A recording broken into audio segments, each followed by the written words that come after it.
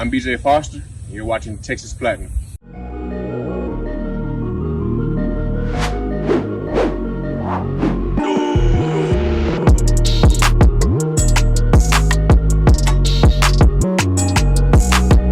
Hey guys, welcome back to Texas Platinum. Thanks for tuning in as always. It's Arkansas week.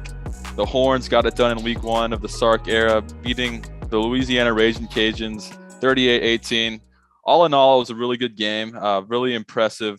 Honestly, a little bit shocked at how smoothly it went. You know, over the last 10 years, we've been burned so many times, and it was kind of weird to see such a competent, well-oiled machine on Saturday. So we're going to recap that game a little bit, but we're really going to focus on the Arkansas game and give you a preview for that coming up this Saturday. But please subscribe, like, and comment. Everything really helps us. We're trying to get to 2K subscribers by the Arkansas game. We've been saying it all summer, and now it's like 4 or 5 days till the game. Actually, maybe like 3 or 4 days. So it's coming down to the wire. We're only like at 1840 right now. So we need like 100 subscribers or something in a couple of days. So just help us get as close as possible to that and really appreciate it. So yeah, thanks a lot in advance. Trevor, just give it to me. How did you feel about the way Texas looked? I mean, just go big picture at first. The way Texas looked, against Louisiana, there was really no glaring mistakes or issues in my opinion. What do you think? No, I was extremely impressed, and really my first thought after the game wasn't even about our performance, but I mean it was, but I immediately thought, I was like, I can tell already, like I feel weird saying it because it's only been one game, but this coaching staff seems a lot better than our previous two, maybe even three, with Mac, at least at the end of his career. But we just seem so like prepared and at least for a first game, like a very well-tuned machine, pretty much. I liked a lot of the play calls that were going on. There weren't any turnovers. We weren't sloppy, really, outside of the beginning of the first quarter, and even then, it wasn't that bad. You're sometimes going to go 3 and out, but outside of that, we were making plays. Our quarterback, both of them, avoided turnovers and such. Made very good reads. I thought running backs look great. Wide receivers, they can work, get better, but they were good. Offensive line we'll touch on. And then defense all around just kind of controlled the game. Louisiana had a few good drives that I think got Texas fans a little bit nervous, but also we were expecting that. But for the most part, they really just held Louisiana down. And yeah, just very impressed. It wasn't like we did technically blow them out. It's not like we like destroyed them or anything, but it was a very smooth, impressive win that I was not expecting, especially for the first game of the season. So just very impressed with it is kind of my takeaway, and I can see us getting a lot better. It's not like that was like a complete flash performance per se. I see this team really improving a lot. But the consistency and the steadiness of the team, I think, was beyond impressive. Yeah, it was really like the first time, over the last 10 years, we really see one phase of the team do well. Like, let's say offense is great this game or this year, but the defense is horrible, or vice versa, or special teams is bad. It was the first time that we really played complementary football where all three phases were really just doing their jobs and complementing each other. Special teams really impressed me with our ability to prepare for those onside kicks and field them so cleanly. I know those Herman-led special teams would have like freaked out on those, and it wouldn't have been nearly as smooth as it was with Jeff Banks, being our special teams coordinator. Receivers stood out to me a lot because during the fall camp, the big thing was our receivers are suspect. That was, a popular talking point, and they looked really good. No drops at all.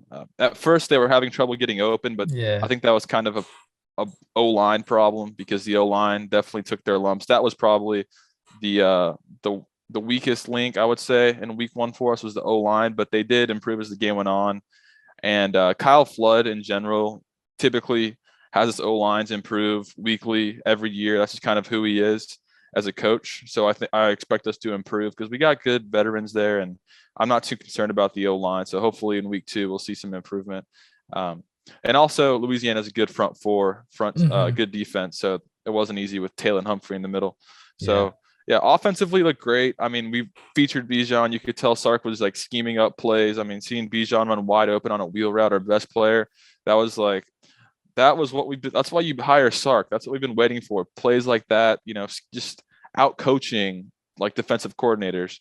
So that was a great sight to see. And then the defense, I mean, PK did a great job. 18 points. That's they met really their goal. Good. Yeah, under 20 point goal. Yeah. Exactly. Impressed. And it wasn't pretty all the time. I mean, that's kind of the style of their defense, bend but don't break. Just keep everything in front of you, no explosive plays. There were none really besides that one breakaway touchdown they had for like 20 yards, but still, I mean, that's not that explosive. No one really got past our defense, and that's kind of how PK wants it to be. And the last thing I want to say kind of about the offense is our ability to ball control and kind of just like strangle the Louisiana defense was really impressive. Those long drives were just like body blows onto that Louisiana team. It like tired them out mentally. It had to be fatiguing us converting on third down with Jay Witt, third and long, Hudson Card having the poise to deliver balls over the middle and tight windows and moving the chains. And then Sark, knowing when Louisiana was tired and kind of moving slow after plays, and he'd go and push the tempo and catch them in a illegal substitutions where they have 12 men on the field trying to sub, but they're not ready because Sark, just so many great things. We're not going to really go too in depth, but you could just see Sark was, in his bag is what they call it. I mean, he was scheming up something crazy, and he definitely outcoached Louisiana, which, I mean, I can't remember the last time that we visually outcoached someone in a long time. So it was just super exciting to watch, and Casey looked great. And I really have no complaints. Linebackers are good. So, yeah. Anything else you want to add on the Louisiana game, Trevor? Yeah. I mean, I definitely want to, give a few shout outs to a few players. I won't go too deep into them, but Jordan Whittington, we got to give that guy a big round of applause for after all these years dealing with so many injuries. And honestly, I heard a lot of good things about him in camp, but it's been so long since we've really seen this guy go. I mean, we really haven't at the University of Texas really since, he was in high school. Has he, been playing at that level? And just to see that, on the first game, him look so run great routes and great hands, and most impressive, just, yards after contact, was something that I hadn't seen since that first spring camp, that when he first got to Texas. That was so exciting. Other shout outs, I mean, our linebacking core, Overshone and Brockermeyer seem to, they're going to be our guys, it seems like. And good for Brockmeyer, especially, being a walk on. And that's just such a cool story. He had the neck brace like you asked for it, Myers. So I saw that and I thought of you. I was like, that's pretty cool. And he's a big dude. He's bigger than I've seen pictures of him before, but like compared to everyone else, I think he bulked up and he looks big, which is cool. He kind of reminds me of that Clemson linebacker that's been there forever. I'm blanking on his name. Do you know? Skalski. Yeah, he kind of looks like that. Maybe it's the neck brace, but I don't know. But yeah, he definitely deserves a shout out as well. And I'll kind of leave it at that. I mean, our quarterbacks, I kind of touched on that in the beginning. Both of them played very well, very smart decision making, which was very promising to see. And I just, like, again, touching on it, kind of what I first said, and I'll wrap it up with that. Just our coaching staff. I really love Sark's approach to, because, with previous staffs like Charlie and Herman, not insulting them or anything like that. But those were very high energy guys, guys that would get up high energy whenever things are going great, rallying the troops and everything like that, which is great when things are going great. But when things are going poorly, or you're in these games that are maybe not quite as high stakes, there's more ebb and flow, and I feel like the players over the years have kind of fed off of that, in that, especially with Tom Herman, that guy, especially last season, had just the worst body language in the world. When things are going great, you could tell he was, excited, but anytime a turnover would come up, he's bending over, he's got the hands over his head, like it just bad. And that's that's something that I've been taught ever since I was young, is body language is everything, especially in sports. So to me, Sark just looked very, very cool, calm, collected, kind of like Hudson Card, really, just on the sideline versus on the field. Never got too high, never got too low, just did his thing, and remained steady and confident, a quiet confidence. And I feel like our team has, so quickly, I know, but already kind of taken on that persona of a very quiet, confident, not up and down crazy, like Charlie Strong's teams would always be super up and down. One week they're sky high and doing really well, the next week they're doing horrible. Tom kind of struggled with that as well a little bit. But this team already looks very, very veteran, even though this is a very kind of a young team and a unproven team at this point. They look good, and I'm really excited for these up and coming games. And I'll leave it with that. Myers, any last thoughts? Yeah, I'm glad you brought up the body language, because if you go back and watch the game, Sark, yeah, you're right. He's just calm, collected, with his notepad, coaching, just locked in. He's coaching. Oh, like a Lincoln Riley. That's one comparison. Sorry to interrupt, but yeah. He definitely gave off Lincoln Riley vibes to me, which we need. And compare that to Tom Herman walking around with his arms crossed, sunglasses, blowing bubble gum, or freaking out against West Virginia, where his hands are shaking. He can't handle the intensity of the moment. Sark's definitely a pro, even keeled, and that's, you could see that on the field as well. It vibrates through the team. So that's really good to see. Our staff is finally looking like how a good college football staff should look. And then I'll just give a couple shout outs to players before we move on to Arkansas. Byron Murphy got in the game, and the hype is real. I mean, he didn't play that much, but when he got in, he was making a push, man. He was in the backfield a lot of push on the interior of the line, and that kid's going to be a stud for us. So I can't wait to see him. It's going to be hard to leave that kid off the field, I feel like. He looks like a grown man out there, and he may help us down the road. Alfred Collins didn't play. I think he played one snap. Yeah, I was going to say, I didn't see him. Yeah. Hopefully it's just like a sending him a message type thing, because there were some rumors that maybe him and the coaches didn't see eye to eye or something like that. But apparently he's going to play this weekend. So hopefully we get to unleash Alfred Collins, because he's one of our best players on the team, talent-wise. So hopefully we get to see him. Ovia Gofu, the transfer from Notre Dame, had a sack. He really impressed me a lot. On the one touchdown that they had, where that receiver broke all those tackles, Ovia Gofu was kind of in position. He was supposed to, pop out on the blitz and cover the flats, cover that guy, and he kind of got lost. But he was pretty much in position. So I just cleaned that up, and I don't think they would have scored on that drive. But that's kind of the emblematic of our defense that game. Like, they were always in position besides that one play. So I just kind of wanted to bring that up. But yeah, we'll move on from this game. Texas wins 38-18, rises up to rank 15 in the polls. 6 rankings. A lot of teams in front of us lost, and I think USC and Florida and Oregon and Penn State are the teams that are right in front of us right now. So still a lot of improvement to work on, but man, it was a good first week. So that brings us to the Arkansas preview. Trevor, do you want to get us started with Arkansas, and then just set the scene for me?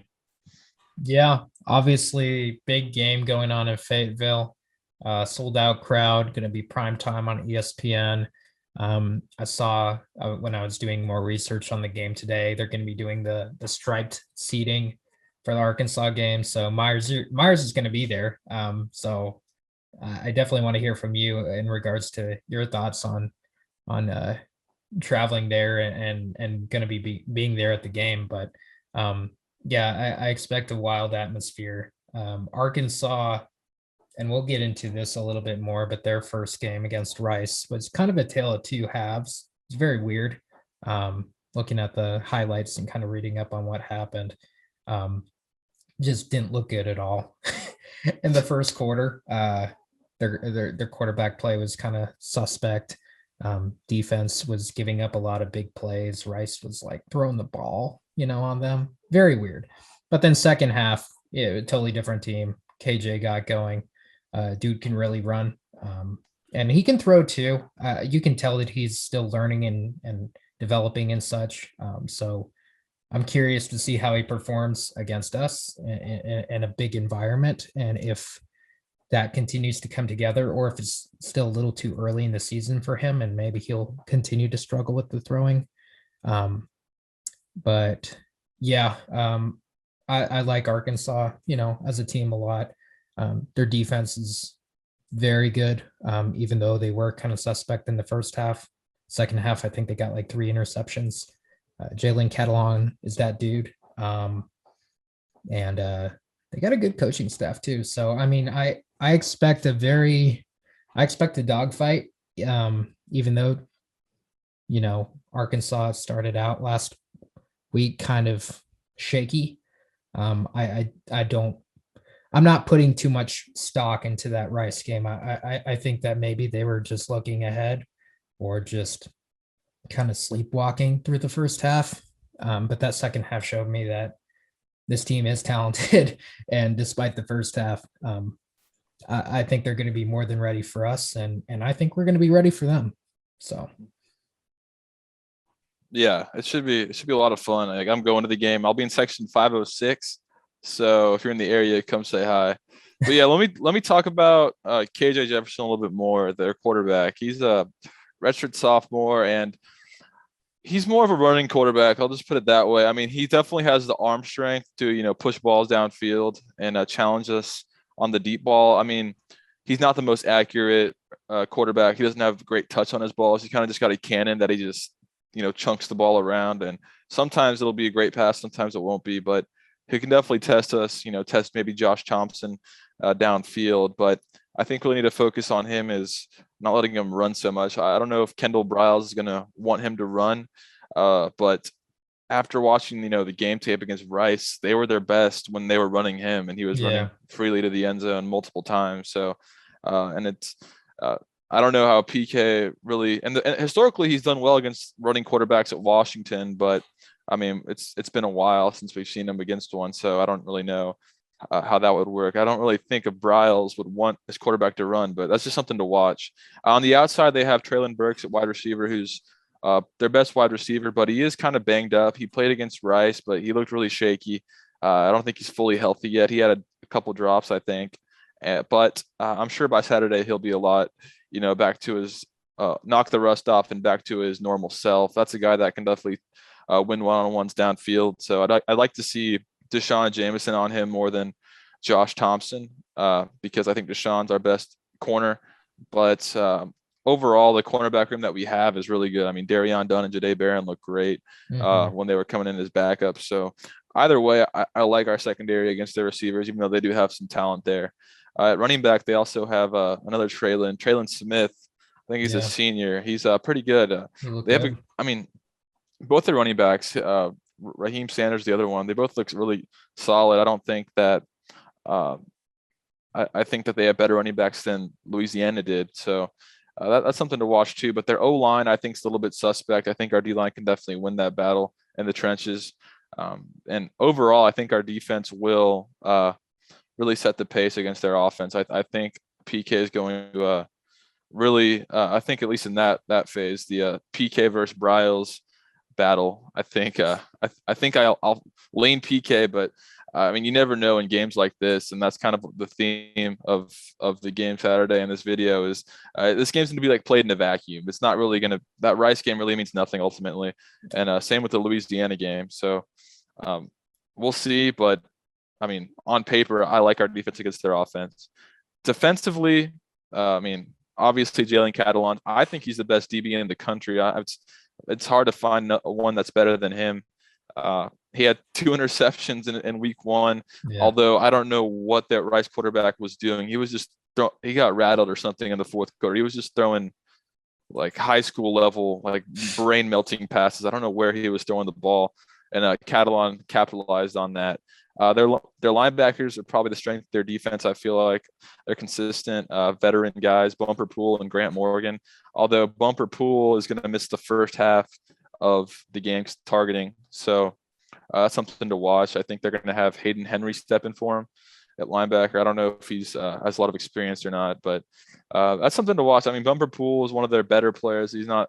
I think Grant Morgan at linebacker is a lot better than Bumper Pool, but still something, still something to watch. And then on their D line, I mean, they have a good D line. We had the Pig Trail Network on Ty Hudson on a video this summer, and he was talking about how their D line is loaded and they have all these guys, and you can see it. I mean, they look like an SEC D line. And this week, I think they get John Ridgway back. I don't know if he played against Rice or not, but I don't think he did. And I think he looks healthy. He was practicing today. And it's one of their best D linemen from what I hear. So that can definitely throw a wrench into things, because our O-line was probably our biggest weakness on Saturday against Louisiana. So Sark has to scheme for that and be prepared to, run to the outside a lot, because on the interior, that's where we had most of our issues. And then maybe the RPO game will help open things up on the interior as well. But their defense is salty, man. It's Barry Odom defense. It's definitely like the strength of their team. So that's going to be the one to watch. Sark versus Barry Odom. That's where the game's going to be won. Whoever wins that's going to win the game. So our offense versus their defense. So it's going to be fun, man. Like you said, they have a good coaching staff. We have good coaching staff. It's just kind of like it's a heavyweight battle in terms of coaching. I feel like a lot of scheming and strategizing will it's going to be a battle in the booths and the headsets and all that. So. Yeah, man. Any other comments or thoughts on the game before we start leading into predictions? Yeah. I'm definitely curious how both of these teams are going to go about attacking each other's defenses, because kind of like you said, part of me thinks that this, has the potential of being a defensive battle. But then when you think about Bryles and Sark, I mean, those are two, elite offensive minds, in my opinion. So that almost seems weird to think of it that way, but rivalry game, and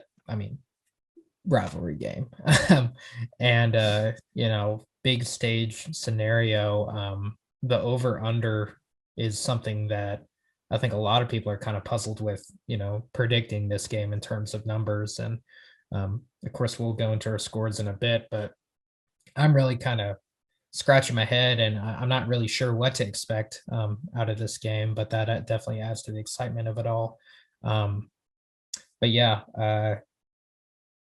two great defenses and two offenses that have a lot of potential. And I think you just about touched on everything. I was about to continue down, but then I was like, wait, Myers already touched on that. So yeah, I don't think I'm really missing on anything else. Go ahead. Oh yeah, Bijan. Yeah, let me add this. No, not Bijan. You can take Bijan in a second, but I forgot to mention special teams will be the X factor. Arkansas has notoriously bad special teams. I think last year they were ranked like 122, and wow. The metric I forget what the metric I was looking at, but they were ranked 122. And last Saturday they had a fumble on a kickoff on the opening kickoff return. They had a punt blocked against Rice. And then our special team looks very stout. We have Jeff Banks, one of the best special teams coordinators in the country. So I think special teams will have an edge, and that could really help us, with field position and everything. And, special teams is really important for swinging games. So this game is played in a vacuum, like I've been saying, but special teams really helps me, lean Texas, and predictions and all that. But yeah, what do you think Bijan's going to do against this defense? Yeah, I kind of expect them to put up a similar stat line, to be honest, and hopefully that doesn't come across as arrogant. But I mean, at this point, it's clear that Bijan's kind of the identity of this team. Running in general, that's one thing that I wanted to touch on, but kind of slipped my mind when we were talking about the Louisiana game. Even when Bijan was out, it was clear that And I think myself, and I'm sure a lot of other people have been a little bit, because whenever we think about the Sark offense, I mean, obviously not Najee Harris comes to mind, but I mean, really, we're thinking about Devonta Smith um, and their passing attack. But what I've seen in this game, Louisiana game, was just how much of we are running first team with Keelan at the end of the game with Rashawn. I think Rashawn could have maybe even gotten more snaps personally. I'm curious why he got the load that he got, but nonetheless, every drive, seemed to really feature a big dosage of running. And yeah, I really, for the rest of the season, it wouldn't shock me if we see a similar stat line out of Bijan, and hopefully that's enough to get him into Heisman contention, or at least the Doak. But yeah, I kind of expect the same thing. I'm sure he'll continue to get looks and all over the field, and I'm curious to see how we take advantage of Roshan as well, and Keelan, but all those guys. Just funny how Arkansas, or really just everyone, seems to struggle to, figure out who Bijan is, which is weird for someone that was, so highly recruited and had such a big national profile. People are still getting him mixed up with this Deshaun Jameson just because they have the same number. And yeah, the coaching staff for Arkansas apparently thinks that Bijan returns kicks and punts. He doesn't, but I wouldn't mind if he did either.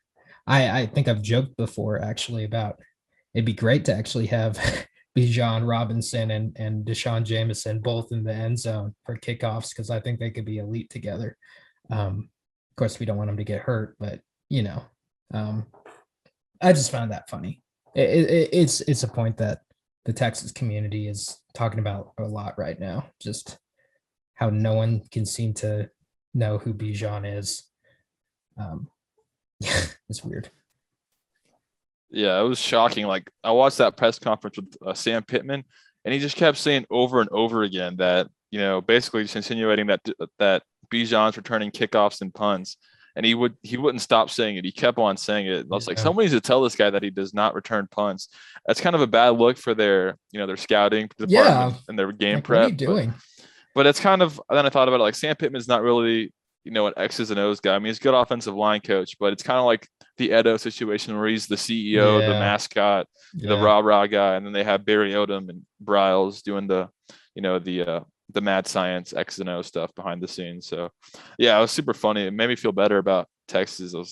I tweeted out like Texas by 1 million after I saw that. So yeah, Bijan will do Bijan things. I'm sure that they'll focus on him, but I'm sure Sark will be one step ahead. And I mean, even if they do shut down Bijan, we can go outside to some of our good receivers, or I don't know, bring in one of our 4 good running backs we have. We got a lot of them. So yeah, I think. And then Hudson Card obviously can run too. And yeah, we got a lot of weapons on offense. So even if they do somehow shut down Bijan, I think we'll still be able to move the ball. One thing that I still do not know, maybe you do, but I don't even think anyone asked about it in the press conference, which is weird, but I'm assuming Omiri's back, because I haven't heard that. Do you know? No one said anything, but I checked the depth chart and he's still where he was at in week 1, which is like 3rd string on one of the outside receivers. So I guess as of now, they're not expecting him to play, which kind of sucks because he's got a lot of potential. Yeah. But I don't know. I'm sure on Thursday, Sark will clarify that whenever he talks with the media. Gotcha. Yeah. Just one thing that came to mind.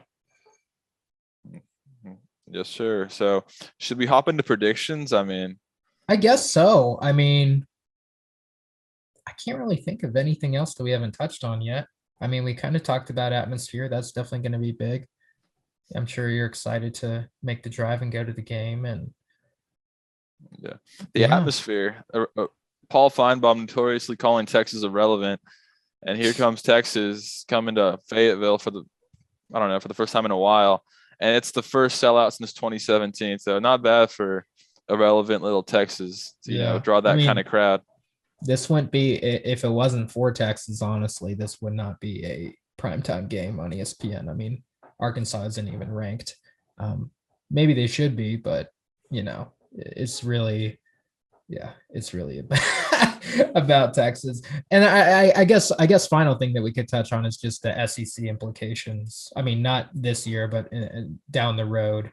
I think it's critically important that Texas shows up, even if they don't come away with the W. We cannot get run out of town in this game, or it will be a horrible look for the University of Texas, trying to impending their SEC move. So we definitely got to show up and show out, both on the field and I guess off the field in the stands. So Texas fans, if you're going to the game, be proud and make some noise and show that this program isn't just a country club, type thing that we've that kind of aura that we've carried, in previous seasons and previous regimes at the university, but a team that is willing to travel, be on the road, and has immense pride in their program. So if you're watching this and you're going, congrats to you. I envy you, and make the most out of it.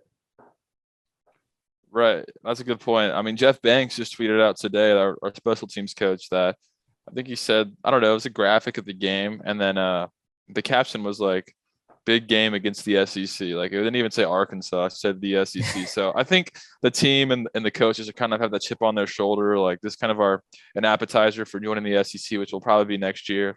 Probably 2022 will be our first year. So this is kind of it, set the tone early on. I don't want to see any Texas fans chanting SEC there. It's kind of weird. I hate, like, it makes me cringe so hard when people do that. And I'm excited to go to the SEC. It's going to be a lot of fun. We've talked about it a lot in this channel.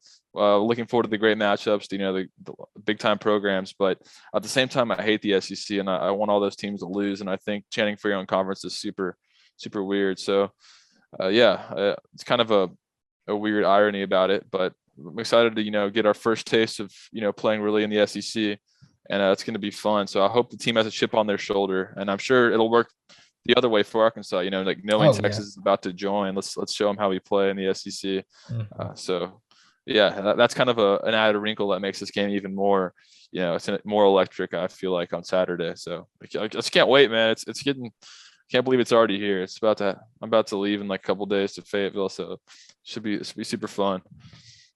Nice. Well, let's hop into predictions. Do you want to lead it off, or should I? How about you go first? Okay. So, as y'all know, if you've seen really any of our season preview videos or way too early season prediction videos, basically any video that I've done where we mention Arkansas for myself, I've had us down taking a loss basically since the beginning. Just the rivalry game, us being on the road, and with it being so early in the season with a very unproven team, a young team. This will be Hudson Card's first start on the road. All those factors have made me very wary, and just how Texas has been at the beginning of seasons for the past decade. I mean, it's been since 2012 that Texas has gone 3-0 to open a season. We have slipped and fallen just about every year, even against opponents that we shouldn't. It seems to happen.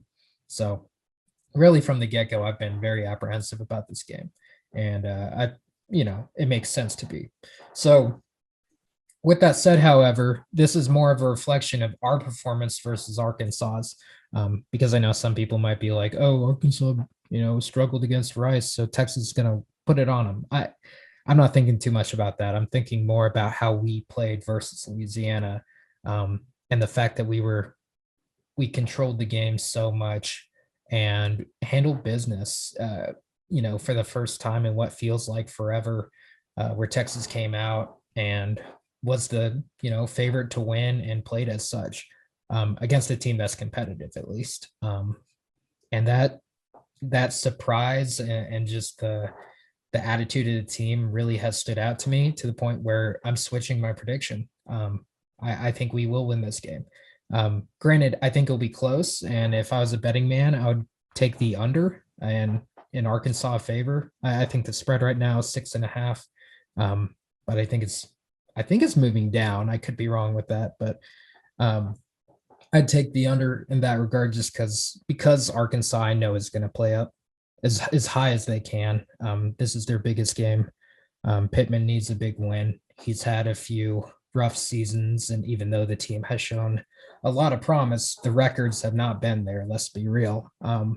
So a win like this would be gigantic for them, and much needed, and probably would give them a lot of hype going into their SEC schedule down the road, because that's where the real test begins for them. But anyway, I think that we're going to win this game. I think it'll be somewhat low scoring, not entirely low scoring, but I definitely expect the defenses to play out. Maybe some turnovers come up on both sides of the ball. I expect us to contain their offense pretty well, but I also expect our offense to face a lot more adversity than it did versus Louisiana. Could be wrong about that, but that's just my gut feeling, given the rivalry game setting. So I have Texas winning 30-27. I don't know if that'll be on a last-second field goal by Dicker. I kind of hope not, because that scares me, but wouldn't surprise me at all. But regardless, I definitely feel that this is an under type game. Would it shock me if we blew out Arkansas? No, honestly not, because we just kind of blew out Louisiana, who, is probably a better team. Probably not as talented, but more cohesive for sure. So yeah, well, just with all those factors, I think we'll win it, but I think we'll win it narrowly. Yeah, those are some good points. I think this game, if it was like on a neutral field, Oh yeah, Texas definitely wins. I mean, on paper, Texas wins, but all the added wrinkles make it very stressful. I mean, that's what college football is. When we saw UNC like ranked 10 or whatever they were, go into Virginia Tech and look horrible in that atmosphere and that environment, and Virginia Tech looked great that day. So that could definitely happen to us on Saturday. We could definitely lose this game because of things like that. The SEC adds an extra juice on Arkansas side as well. But I think what gives me confidence is Hudson Card. I mean, people around Hudson Card that know him and have trained him and, worked with him, they all talk about how he's super poised. He doesn't get too high or too low. He could throw a pick one play and the next play he's at peak performance. He has a short memory, which is good as a quarterback. He doesn't dwell on things. And I think we saw that on Saturday. I mean, we would get into long third down situations and he would just convert them. He'd go under pressure. Yeah, fourth down, he'd convert them. He'd be being rushed hard and get balls out on the money still in the face of pressure. And then he'd get sacked and make a bad play or two. And then the next play he'd be making a good play. So I think he's very even keeled, kind of like Sark, like we've been saying. And I think that'll really help him in this environment where, it'll be a lot of adversity and hostility. So I'm confident. I mean, and then speaking more on Hudson Card, comparing him to KJ Jefferson, I feel like we definitely have a big quarterback advantage there. KJ is a great runner, and that may be the X factor if they decide to run him a lot, because I mean, he's a good athlete, and he can, when you have a quarterback running, it can mess up a defensive game plan pretty quickly. So that could change things. But Hudson versus KJ, I'm taking Hudson every time. Obviously, we have Bijan, the best player on the field at all time. I guess Jalen Catalan can kind of, have an argument at that. So I won't say that, but I trust that we have Bijan, and then special teams. Obviously, we have a big edge there. And then defensively, I think it's kind of a push. I mean, their defense is good, but there were a lot of weaknesses we saw against Rice.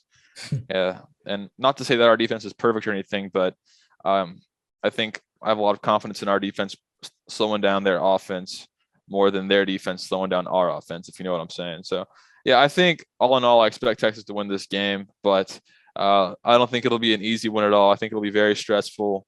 I think it may come down to the fourth quarter, although I wouldn't be surprised to see us pull away in the third, kind of like we did on Saturday with Sark and PK making good adjustments and kind of just strangling them early in the third quarter. And but I wouldn't be surprised to see us, down at halftime or something like that. Definitely going to be a weird game. It always seems to get weird when we play Arkansas or rivals, when we play on the road in hostile environments, when the Longhorns come to town. I mean, at West Virginia, at Iowa State, it's always, we're used to seeing stuff like this as Texas. There's always like a target on our back. So hopefully the players are ready for it. It's the first away game like since 2019 really. We're like in a hostile environment, so that'll definitely have a wow factor, and it might mess us up in the first quarter, but hopefully we'll adjust. And I think we will. Like I've been saying, I trust Hudson in our offense. So yeah, I'm taking Texas to win 31-20. So I do have Texas covering, but I think it'll be kind of a late cover, maybe a backdoor cover. I think it'll be one of those games where you're like, how did Texas cover at the end? But we did. So hopefully I'm right, but it wouldn't shock me to see us get upset either in games like this. It's kind of, like I said, college football. It's the type of games where anything can happen, regardless of, the matchups on paper. So give me Texas 31-20, but I think I'm prepared for a wild game on Saturday. Awesome. I like it. Yeah, I totally agree. This will be this game in particular has been on my calendar for a while. I'm very excited for the matchup and just the pageantry of it all, because I'm sure ESPN's going to do a good job highlighting just how historic this rivalry has been and the great shootout and all the other key matchups over the years. So definitely excited for it. And also want to say, if you're a Texas fan or an Arkansas fan, I have 2 movie recommendations for you guys. If you're looking to catch a movie before the game and are fixated on the other team, about a month ago, I finally watched Greater, which is about that the walk-on. Why am I blanking on his name? Burlsworth of the University of Arkansas. It's on Netflix. It's called Greater. Really good movie. Typically, I'm not a huge fan of sports movies because I like them, but they can be very cheesy sometimes. And this one, it had some cheese to it, but all in all, great movie. Even if you're a Texas fan, I'd recommend seeing that and getting an appreciation of that story and a little bit about Arkansas Razorback football. And then if you're a Razorback fan watching this video, first off, welcome. We're excited to play you guys and to watch My All American. I don't think it's on Netflix anymore, but I'd have to double check. It was for a while, but also a great story of Texas and our players, and kind of an inspiring film. And it's funny how these teams, despite being a little bit irrelevant this past decade, have gotten the Hollywood treatment. But it's part of the feel good of this rivalry, and it's cool to see that there's good stories with both of these programs. And if you're looking for something to do, highly recommend both of those movies, Greater or My All American. Yeah, I've seen both of those. Good movies. One last thing I want to say is I'll be there, and I'll definitely be posting videos and pictures of the atmosphere on Twitter. So be sure to follow us on Twitter at Texas Platinum. And lastly, Joe Tessitore is calling the game with Greg McElroy. Oh boy. Joe Tessitore, if you don't know, he's the one that said Texas is back when we beat Notre Dame in week 1. So hopefully this can be like a reversing of the curse. I don't think he's covered a game since that of Texas's. So if Texas wins, I hope he doesn't say Texas is back, obviously, but hopefully some juju will be passed on to a different team where we can just kind of be rid of that weird curse, because we're just constantly trolled by, is Texas back? Is Texas back? And nobody hates that more than Texas fans. So hopefully this Saturday can, reverse the magic of that. But yeah, I just wanted to put that out there. Any last thoughts, Trevor, before we wrap this up? That has me even more excited, because despite that saying that Joe Tessitore created, and I guess we haven't had him since that point. But I personally love Joe Tessitore. I think he's a fantastic play-by-play guy, and brings a lot of really does a beautiful job capturing the atmosphere with his words. If you watched the Florida State Notre Dame game last week, he was fabulous, I thought. So that gets me even more hyped. I didn't even know that, but looking forward to it. All righty, y'all. So please subscribe. We need 2K by Saturday. Just get us close. I mean, 1,900 would make me super happy. So please push us over the hump. We're so close. And thank y'all for watching. If you made it all the way to the end, really appreciate it. We're going to try to get out more content here in the future, but just keep an eye out, subscribe as always. And thank y'all so much. We'll see you Saturday. Hug 'em.